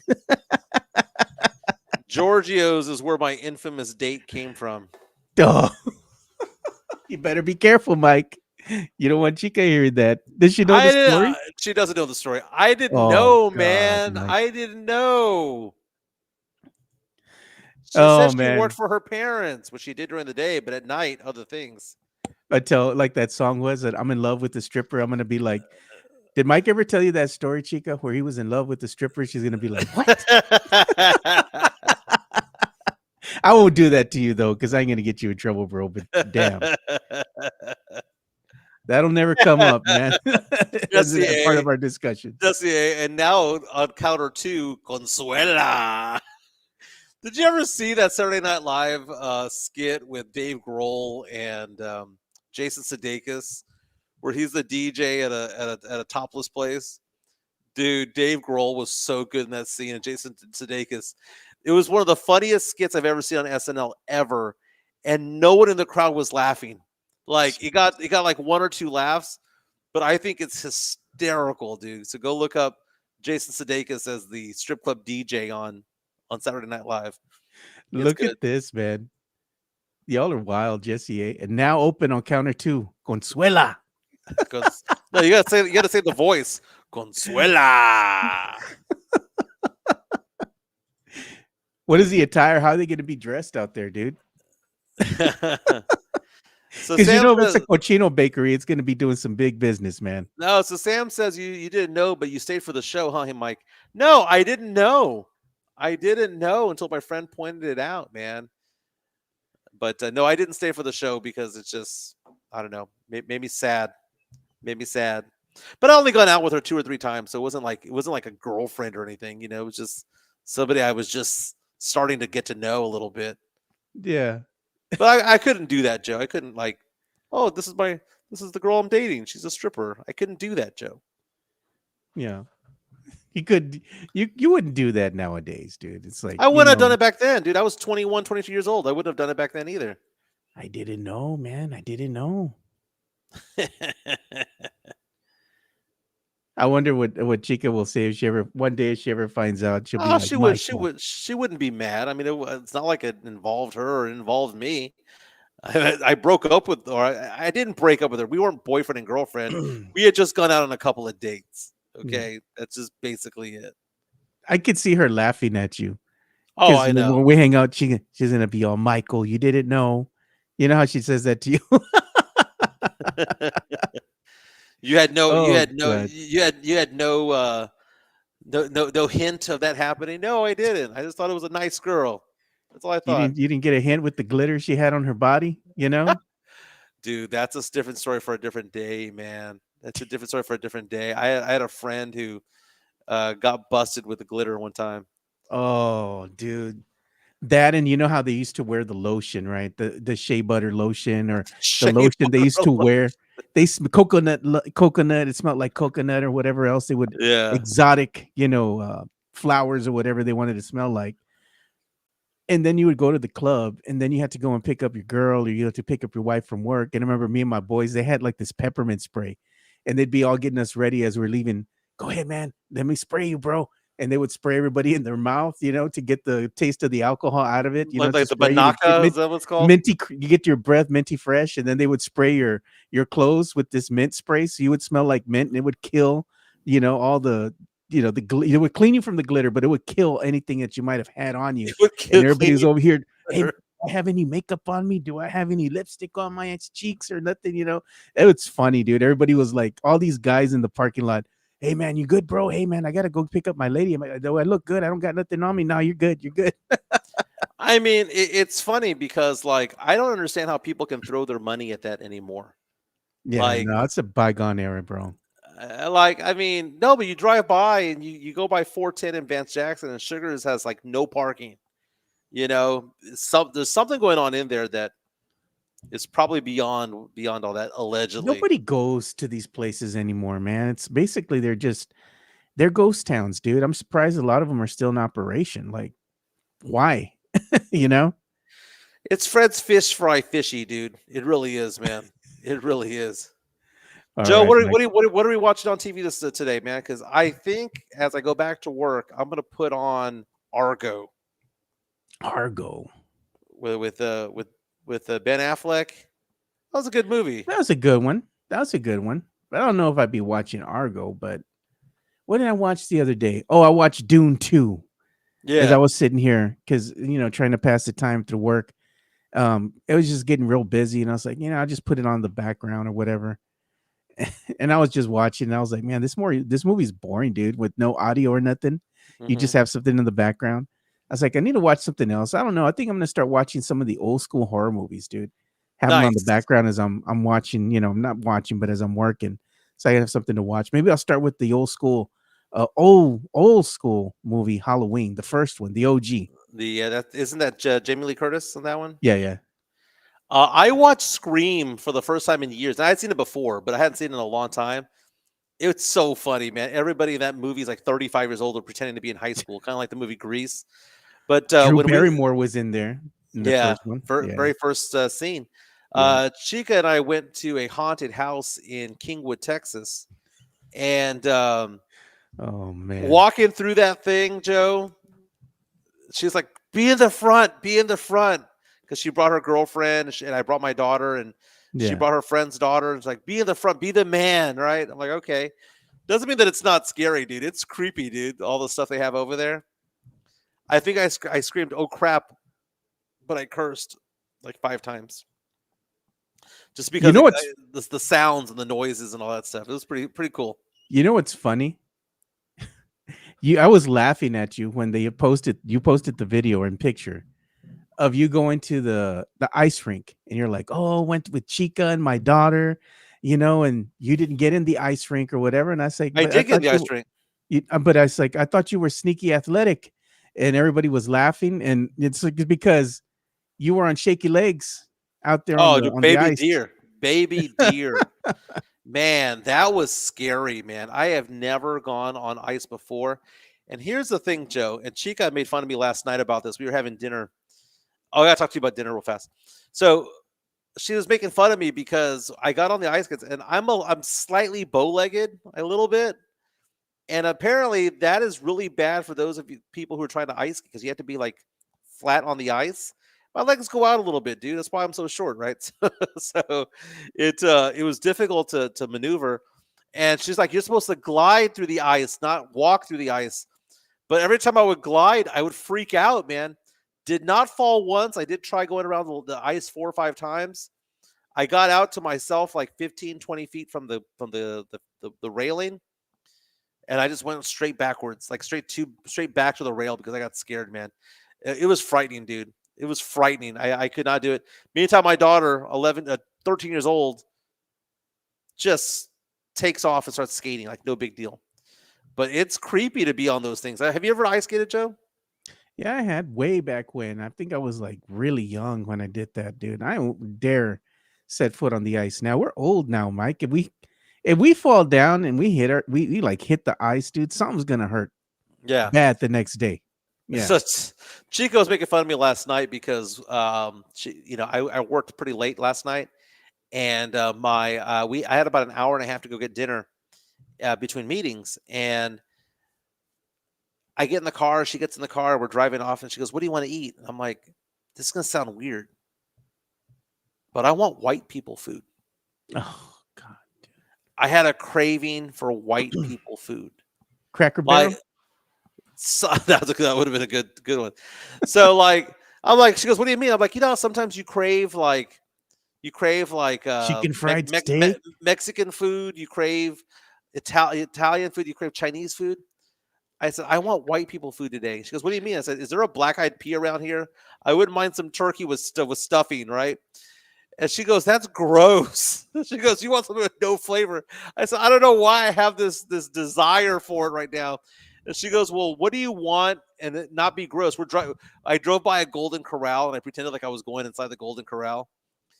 And ultimately I decided, you know what I want? I want a baked potato. It's a baked potato.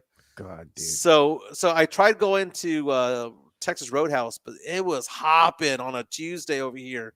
Like every parking spot was taken. So we ended up going to Smoky Moe's, which I know they have some in San Antonio. And I had a brisket baked potato. So that was my adventure last night. Yeah, Mario Cavazos is asking if I'm going to the Comic-Con this weekend. I haven't really decided if I'm going to go or not. I think if I go this time, I'm going to take my daughter with me because she's going to be leaving here soon. So I'll ask her if she wants to hang out with Dad this weekend. She wants to go to the Comic-Con with me. If she does, I like to go and hang out at the floor, the convention floor. and look and see what what they have out there for sale. Look at the wares, pictures and all this other stuff that they have out there. I partake and I go and buy some stuff. I mean, I'm not going to be like buying a whole bunch, but I mean, it's nice to go and it's like a flea market almost, Mike. You just get to look around and see what's out there, what's happening, and then you come back out and they have the panels and all that. I know Jeff's going to be moderating some of those panels out there, but I don't know, man. I'm not sure if I'll go out there or not. I remember last year when Comic-Con was going on, the one in October, Francesca and I went to go watch Jeff R. Curry perform at the comedian perform over at the Tobin.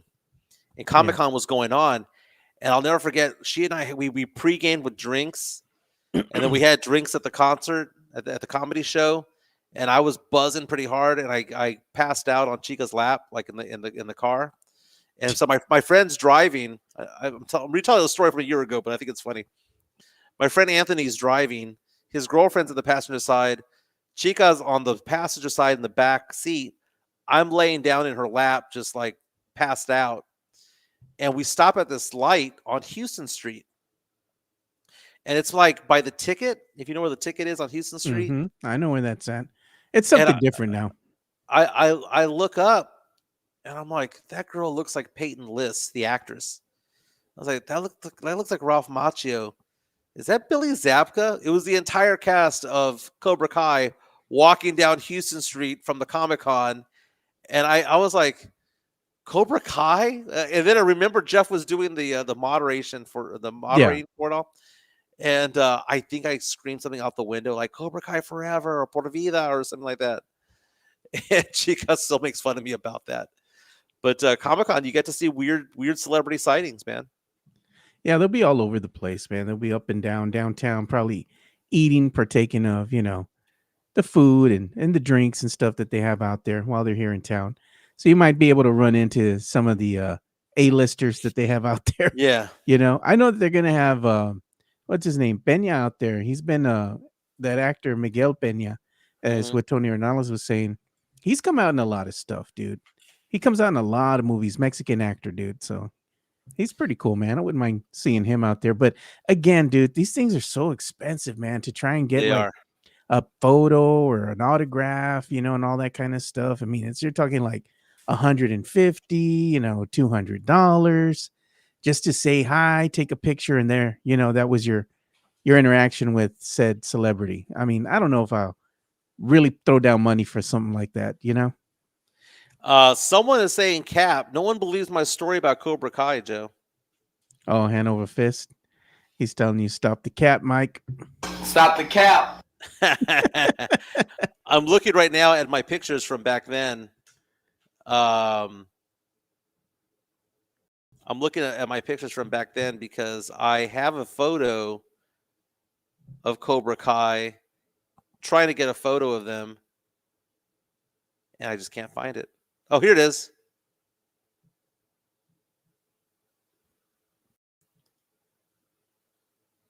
No. That's Peyton List in the middle. The guy who plays Hawk is on the left of the screen. And then Zabka and Macchio. Oh, and then the guy who plays Miguel on Cobra Kai. That was as best as a drunk Michael could have done in the moment. I've met Zabka. I met him years ago when they had they had this Terror Fest or Terror convention that they had at the Henry B. Gonzalez Convention Center years ago, and it was done by the same people who used to do the Alamo City Comic Con, and it was their first year that they did that, and they had him and they had his sensei from Karate Kid. Man, that's sensei. He's a dirty birdie, bro. No lies detected, man. He's a creepy little old dude, man. I had one of my friends there, and she was with us, and we were kind of interviewing the people because we had media passes. My friend Marty's cute, she's there, and she was the one that was doing the interviews when I was behind the scenes with the camera and all that. And this guy was just like making the moves on our friend Marty and giving her the number, and maybe you could come see me later, that kind of stuff. But Zabka was a cool dude, man. We kicked it with him. We're like, sweep the leg, Johnny, and he's like, yeah, man, it's nice to meet y'all. Him and they also that's when they had that Sharknado going around, and Ian Ziering was there, and I got to meet him, dude. He was a really nice person, man. Like, I went up to him and we said, "Hey, can we do an interview with you?" And he's like, "Oh yeah, you all are media? Yeah, not a problem, dude." And he shook our hand. He looks you in the eye. "Nice to meet you, man. Thank you so much." And he was just a great interview. Like, he was Yeah. cool. Tara Reid, oh man, her orange ass was out there bitter, bro. She did not want to be there. You could tell, Yeah. man. She wasn't having it. Tara Reid is, her career went down the toilet at some point. But it's interesting whenever you meet a celebrity and they end up being cool, like like like they're cool people, right? Yeah. Sometimes it's because they're drinking. I've been out to Media Row and you see people, but like I'll tell you, some people that I've met that have been the coolest people in the world. Um, Slash from Guns N' Roses Yeah. was so cool, man. I got to meet him. I got to meet Phil Collin, the guitarist from Def Leppard, the blonde one, the lead guitarist of Def Leppard. That guy was super nice. Talked my ear off. Jordan Knight from New Kids on the Block was really, really nice. Oh yeah, that's your friend. Back in the day. Annie Agar from Bally Sports was amazing. So much fun to talk to. Chad Ochocinco, Chad Johnson was really, really nice. It's interesting the people that you meet, and then they turn out to be nice people and good people. Who was that other It's pretty girl cool. that you took a picture with? The one that we make fun Oh, of you for? Paige Bronick. Paige Bronick. You met her too. That was a weird experience because I asked if I could take a photo, and she said only if her people would take it, and they would delete the ones they didn't like. Like, she had to have like a certain image, Yeah. certain look, whatever. That was pretty funny. Yeah, that was the infamous picture. I got to make a list of all the celebrities I've met over the years because they all blend into each other. It's like, oh yeah, I met that guy one long time ago. It's pretty funny. Player wise, the nicest athletes I've ever met, the douchiest athlete I ever met was Fernando Tatis Jr. Plays with the Padres right now, the All-Star over there. He's a douchebag. Player wise, Doc Rivers was really nice as a player. Warren Moon was very nice as a player. There's a lot of the Spurs ones were pretty cool. But like the ones that I enjoyed, I think back in time were like the Will Purdue's of the world, the Matt Bonners of the world, that were all like they were just happy to be there kind of people. Matt Bonner is one of the nicest guys I've ever met in person, dude. Like, I told the story a while back. My friend Taro Katani, comes in from Japan, and he's a huge Spurs fan. He's got a following right now of himself, and he posts a lot of pictures and all that. Diehard Spurs fan. He came into, when he was first, coming into town, he came in here, and he had a Matt Bonner card he wanted to get signed. Mm-hmm. And he knew that after the game, Matt Bonner was doing the post-game show. And you knew where it was, near the Rock and Brews and all that kind of stuff. So I tell him, all right, man, we'll go down there. We'll see if we can get you your card signed by Matt Bonner. And the usher that was there, just a complete dick, dude. Really? I try to talk with him, and I'm like, look, could you go ahead and tell Matt Bonner that we have a fan here visiting from Japan, and he just wants to see if he would be gracious enough to sign his card, his basketball card for him. I said, he's traveled all the way from Japan. He's like, yeah, just get in line. I'm like, okay. And my friend Taro was kind of like, man, he's disappointed. And I tell him, no, I got you, bro. So we stood right behind him, right behind where Matt Bonner was. And the usher was just kind of pushing everyone away. Can't cross the little barrier that they have, Mm-hmm. And as soon as they finished their telecast, I yelled real loud, hey, Matt Bonner, we got a Spurs fan here visiting you all the way from Japan. And he turns around, he goes, hey, what's going on? What's your name? And I said, oh, this is Taro. He's visiting you from Japan. He's a big fan of yours. He wants to go ahead and get his basketball card signed. And he goes, you know what, man? Yeah. And he's undoing the barrier. And that freaking usher, dude, gave us the ugliest look ever. And I was like, yeah, F you, dude. And we took a picture with Matt Bonner, and it was really cool. It was a good experience for Taro because he did get his card signed. And Matt Bonner was really good, gracious enough, stayed with us after the game and just stood there talking with us away from everybody else for a couple minutes, like a good 10, 15 minutes, just, hey, it's good to see you. And Taro was talking to him and telling him, hey, you're one of my favorite Spurs players. And it was a great overall experience, something that I'm never going to forget. But Matt Bonner was just super nice, dude. He was a nice person. I had an issue. I think I've told the story before about how a cop tried to prevent me from doing my job at the Alamo Dome back after a Spurs game one night when I was working. Yeah. And Pop yelled at the cop. He wouldn't let you in. I had beaten the cop earlier in the week on a ticket. I had taken him to court, and I won. And he sees me at the Alamo Dome going into the press into the back, because now they have it where you are in there's like a table that they set up in a different room, and they bring up the players of the game out there. But back in the day, you just go to the locker room and just in a scrum just get interviews with people. And I was going into the Spurs locker room, and he prevented me from doing my job. And I was on deadline. Game ended at 10. We need highlights in by 10:15. I got to get all this stuff in, or Simmons is going to kick my ass. Yeah, throw the phone at you. I remember looking at Pop as he was walking by. I'm like, Pop, he's not letting me in. And I'm showing my credentials. Pop knew who I was back then. I'm showing him my credentials. And he goes, what's going on? I said, he's just not letting me in. And the cop was there kind of like arrogant going, yeah, I'm not going to let him in. And Pop's like, he's media. You let his ass in, and blah, blah, blah. And he laid into the cop for like 10 or 15 seconds and opened the door. He's like, and Pop gave the whole speech of, do you know who I am? This is my team. This is my building. This is my locker room. He's allowed in the locker room. And I just walked by like, ha ha, asshole. Yeah, F those guys, man. It's funny, man. But Carrie Underwood was another celebrity that was really nice, man. She got a whole Gabby girl back in the day for a long, long time.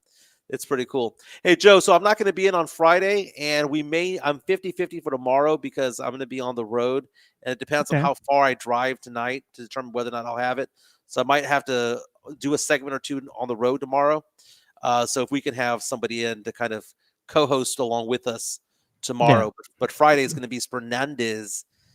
Mario Cavazos, dang, Pop knew you. Yeah, Pop yelled at me in front of everybody one time. Mira, Pop knew Michael. Now the best one where somebody knew me, and he probably couldn't spot me from a police ID now, but back in the day I was always at Cowboy. I was always at Cowboy camp, and I'd always go to Oilers camp and Spurs camp.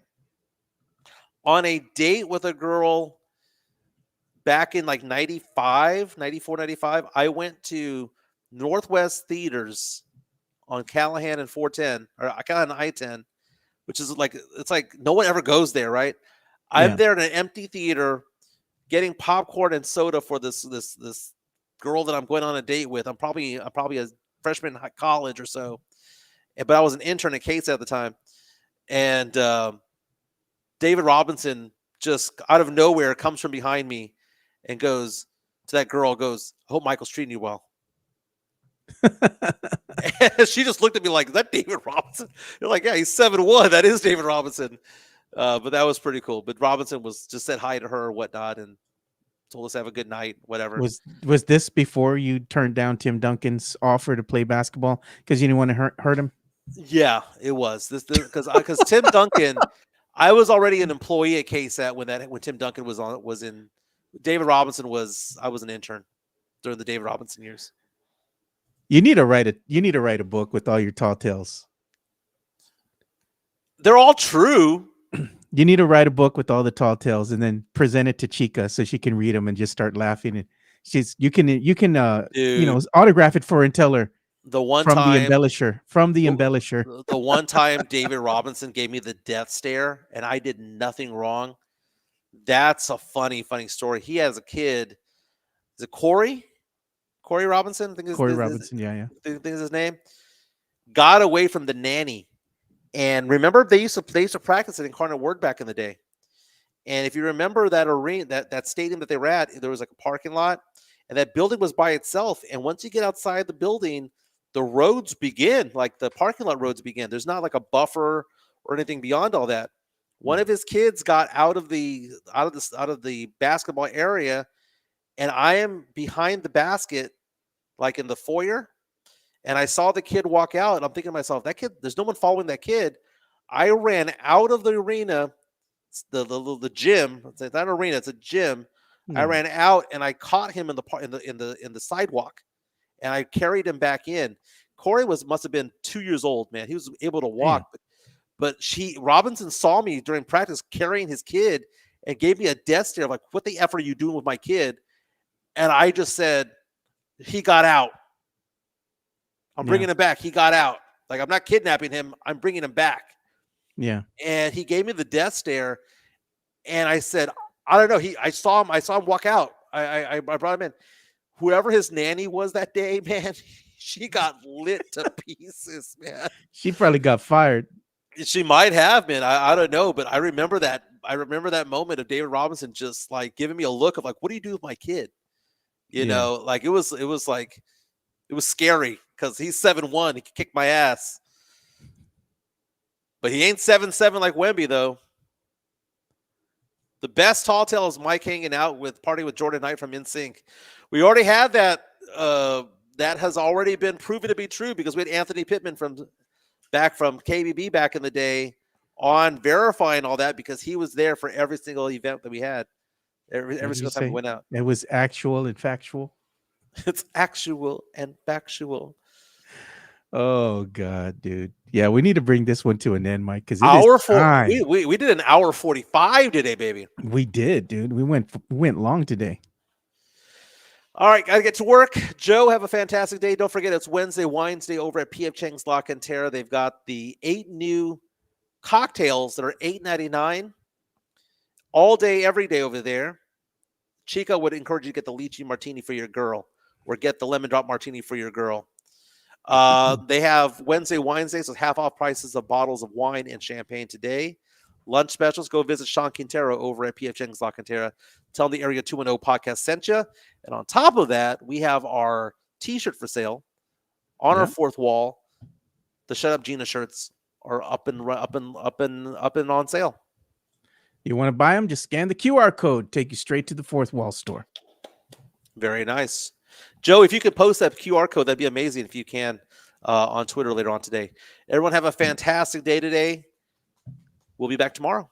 Area 210 podcast. We'll see you all. Have a good one. Spurs and 5.